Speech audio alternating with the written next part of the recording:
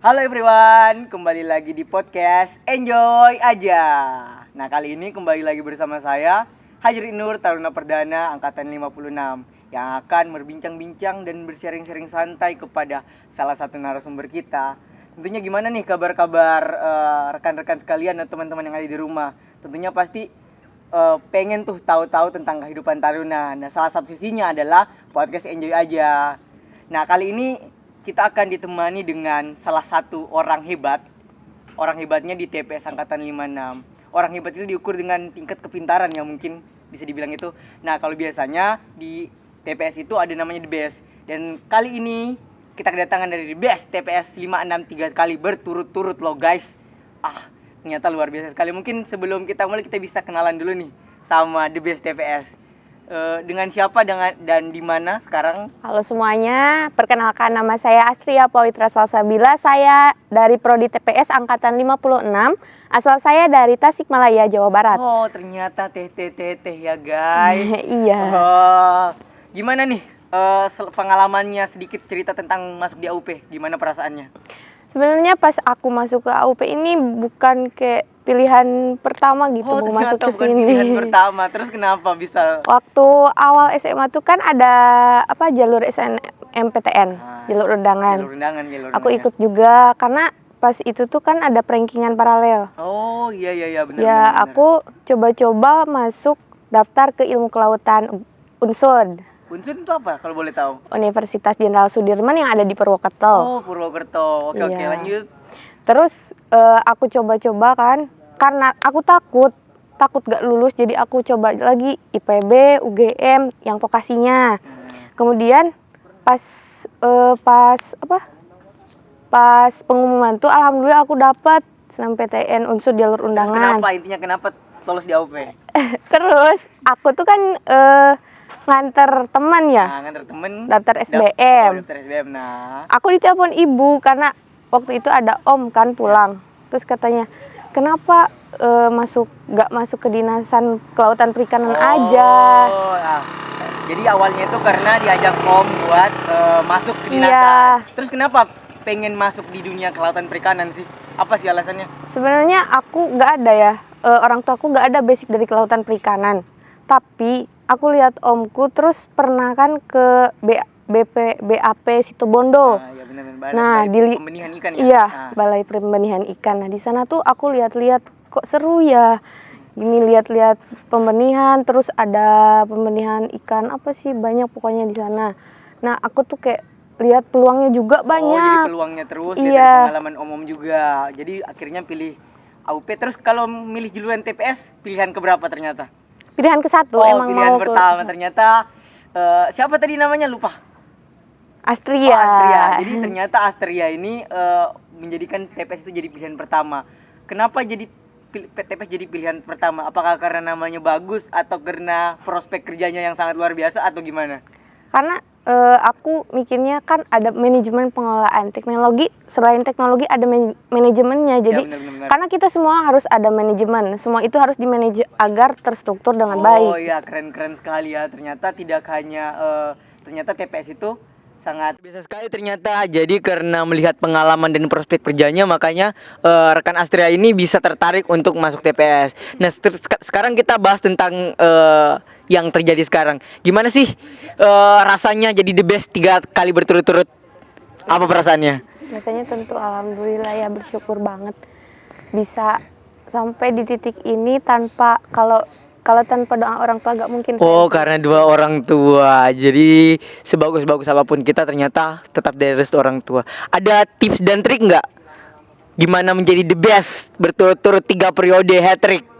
Ibarat menjadi seorang top skor di 3 Liga Champion loh. Kalau untuk tips and trick gak ada sih kayaknya. Cuma kalau motivasi belajar aku itu kedua orang tua aku, karena mereka taunya aku belajar di sini kan. Masa ya aku main-main terus tidur di sini gak mungkin. Makanya aku selalu belajar untuk orang tua. Oh, terus ada nggak manajemen belajar? Tiap 1 hari harus buka buku, tiap 1 hari harus buka buku.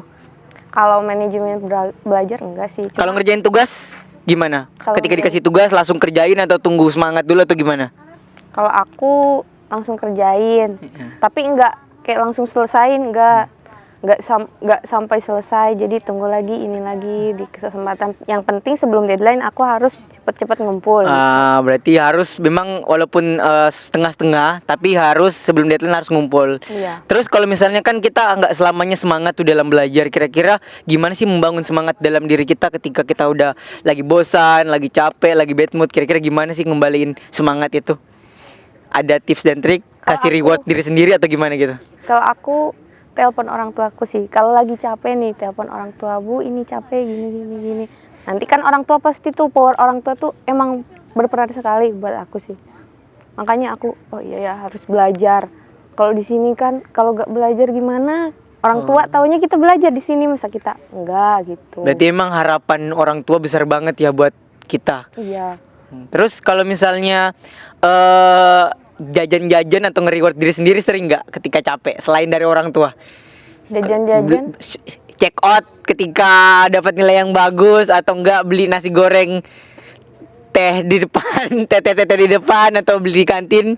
Enggak sih, enggak ada kalau buat reward diri sendiri sih. Tapi kalau kemarin juga kan pas udah yudisium tuh emang pengen nangis pas di aula tuh, jujur aku gak nyangka karena aku gak ngarep gitu. Cuma langsung nelpon orang tua gini. Emang orang tua sih menurutku nomor satu. Wah, tuh. luar biasa sekali ternyata. Di balik semua kesuksesan orang tua itu, di balik kesuksesan seorang anak itu ada doa orang tua, ada harapan orang tua yang dibebankan kita, sehingga kita punya semangat, punya motivasi buat kedepannya. Nah terakhir nih, kira-kira ada nggak pesan dan kesan buat taruna-taruna lainnya biar bisa jadi the best, biar tetap semangat buat ngejalanin kehidupannya di asrama, khususnya di kampus kita? Kalau dari aku sih buat teman-teman semua ya, karena kita kesini tujuan utamanya untuk belajar, jadi kita harus paksakan diri kita untuk belajar juga di sini. Kalau emang lagi capek, boleh beristirahat, boleh tidur, boleh. Tapi ingat juga tujuan kita utama ini untuk belajar kesini, kita harus dapat ilmu dari sini, kita harus pulang menggunakan toga. Oke, ternyata intinya kita harus tetap semangat hingga nanti kita bareng-bareng sampai wisuda. Saya cuma tanya-tanya sedikit nih, kalau misalnya waktu SMA the best juga nggak sih? Enggak, waktu Terus, SMA aku ranking berapa? ranking 2. Oh, ranking 2. The best berarti the bestnya orang mana sih? Ada orang. Ternyata sekarang kuliah di mana? Dia yang nomor sekarang 1. kuliah di kedokteran. Wih, ternyata kedokteran. Iya, tapi dia kayak pindah-pindah gitu. Oh. Awalnya SNMPTN nggak lolos dia, terus dia gap year dulu, terus nunggu SBM baru tahun. Di mana kuliahnya? Di Sulawesi. Nggak tahu, aku kurang tahu. Oh, terus waktu SMA sempat jadi dominan juga dalam pelajaran atau ikut olimpiade atau ikut lomba-lomba? Aku pernah ikut olimpiade. Juara nggak? Enggak. Juara olimpiade? Kimia. Berarti Olimpiade. bahas rumus-rumus atau penemuan-penemuan nih?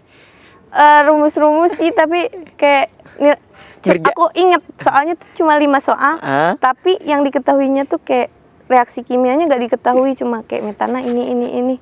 Nah aku bingung dari sana karena emang aku gak ikut bimbel di luar, gak ikut GO kan, teman-temanku banyak yang GO tapi aku gak ikut. Kalau dengan hubungannya dengan pelajaran sekarang yang di SMA ke TPS, kira-kira banyak nggak? Ada sih. Ada kayak beberapa kayak biologi ya yang.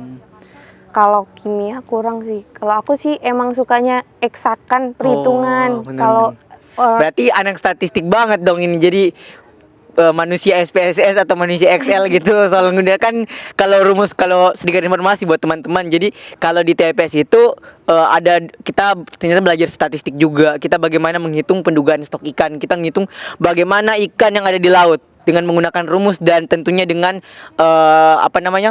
rumus-rumus ilmiah dan jurnal-jurnal penelitian. Jadi kita nggak cuma ngeduga secara pemahaman kita apa yang kita lihat, tapi dengan benar-benar ada ilmu yang mempelajari tentang itu.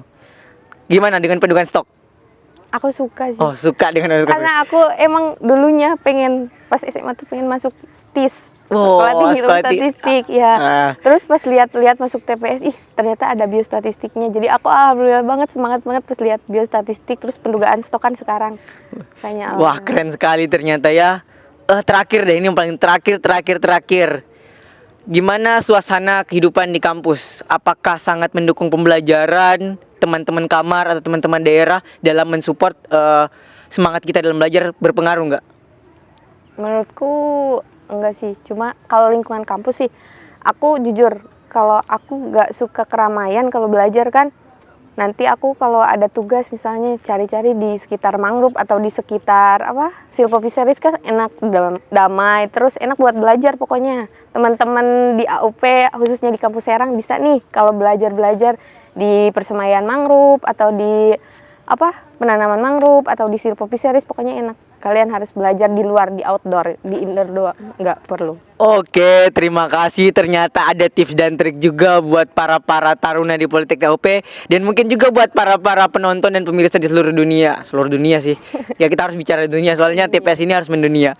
Oke, mungkin itu saja untuk sesi kita kali ini. Semoga nanti kedepannya banyak manfaat yang bisa kita dapatkan dari narasumber selanjutnya.